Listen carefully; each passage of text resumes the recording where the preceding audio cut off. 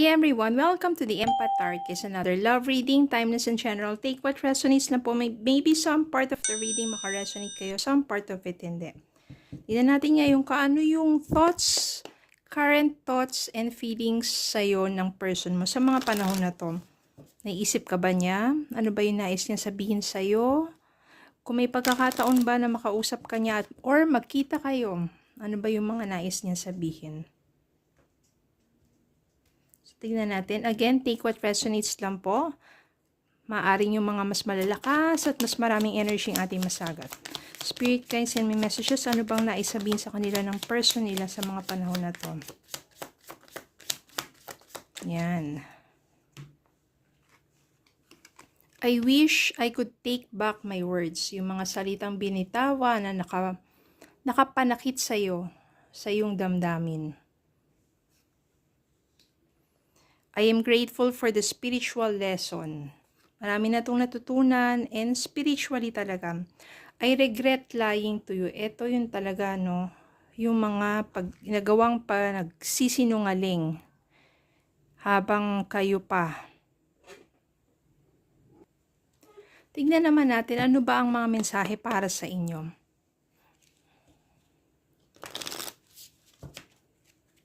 Spirit guide, anong message ninyo para sa kanila? Love messages para sa kanila. Balance. There needs to be a healthy balance of physical, emotional, and spiritual intimacy for a relationship to be sustainable. Ayan. Hindi siguro balanse pagdating niya sa physical, emotional, and spiritual intimacy nangyari sa inyong relasyon. Kaya siguro, yung person ninyo, ang daming nagawang pagsisinungaling kasi malamang to may third party. At ang nagkakasagutan na kayo, nag-aaway na kayo, marami siyang nabitawang hindi magagandang salita na parang ang nangyayari is fault mo. O parang binabalik niya sa'yo. Yung mga sakit na naramdaman niya, maaring dahil sa mga pagkukulang nyo sa isa't isa. Pero hindi naman dapat ganun na diba? Pagkukulang nyo sa isa't isa, hinanap sa iba. Kailangan talaga balanse sa isang relasyon. Physical, emotional, and spiritual intimacy.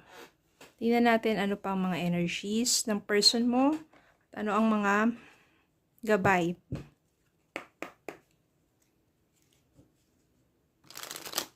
Spirit guide. Yan. Send me messages. Ano kaya energy pa ng person niya sa ngayon? Ano mga gabay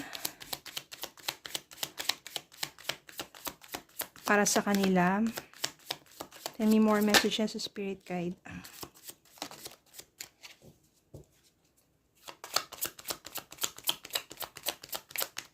Ano pa ba ang thoughts and feelings ng person niya? Yan, tingnan muna natin to. Meron ditong Knight of Swords. So, meron na talaga malaking pagbabago sa person mo, which is,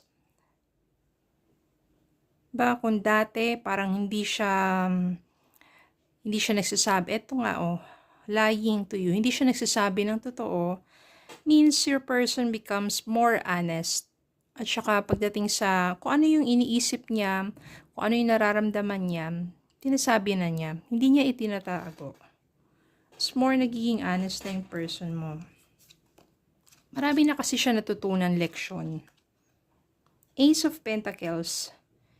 Ito yung gusto niya ng panibagong simula sa inyong relasyon. Hindi lang kasi to kapag sa love reading, gusto niya ng more stable na relationship. Gusto niya ng panibagong simula. Yung makapagsimula uli kayo na hindi na katulad ng dati. Maybe siguro ngayon, mas stable, mas secured na. At the same time siguro, financially, okay na rin siya. Pagdating naman sa relasyon, is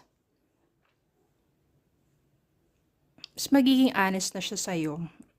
At gusto niya ng panibagong simula. Start a new beginning. The High Priestess, ito, maaring energy mo to eh. Malakas yung intuition mo, malakas yung inner knowing mo, that your person is thinking of you. Maari kasing nararamdaman mo yan. Diba, kapag meron kang gut feeling, minsan bigla kang kinakabahan, ibig sabihin your person is thinking of you. Diba, parang may mga signs yan minsan eh. Biglang sumasagi sa isipan mo, bigla mo napapanaginipan, maybe your person is thinking of you at that moment. Your energy niya. The Empress. Ito ikaw kasi yung someone na mapag-alaga. Pero bakit nga nagkulang? Baka kasi sa mga panahon na yon, masyado ka nagiging busy, tapos hinahanap niya yung pag-aasikaso mo. Maaring yun yung pagkukulang. Tapos, nakakilala ng iba. Ganun. Kaya, doon na nagsimula yung pagsisinungaling. Ito na yung nangyari sa inyo. No? Parang nagkaroon na ng, doon yun na tinapos yung relasyon nyo. Dahil masyado na kayo nasaktan sa mga sinabi nyo sa isa't isa. Tingnan pa natin. Spirit guide, more messages. Yan.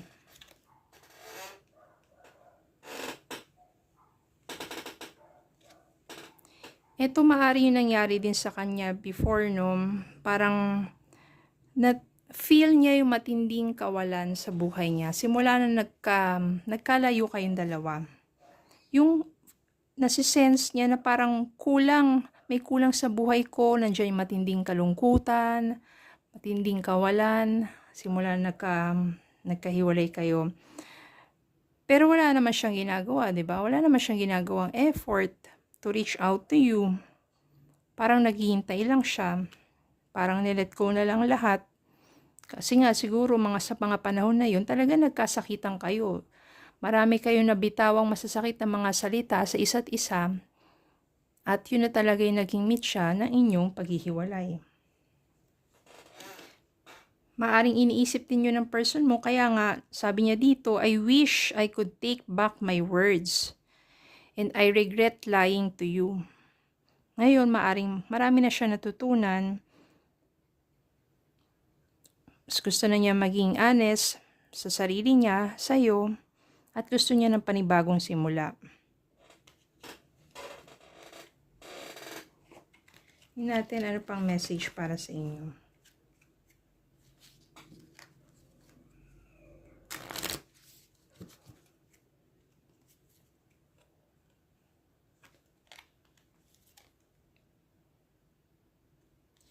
Ascending.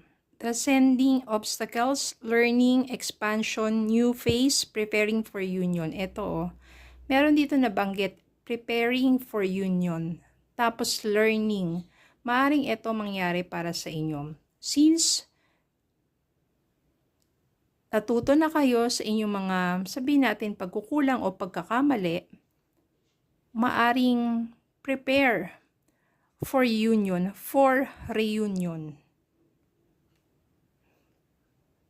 At maaring ito yung pinapahiwatig mga mensahe na narito.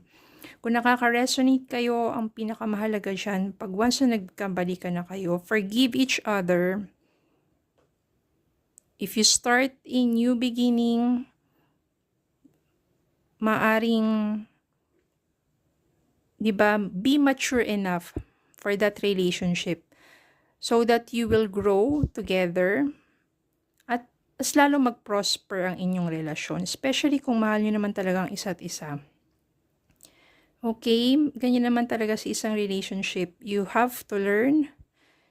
You have to sometimes let go of the controls, of the issues.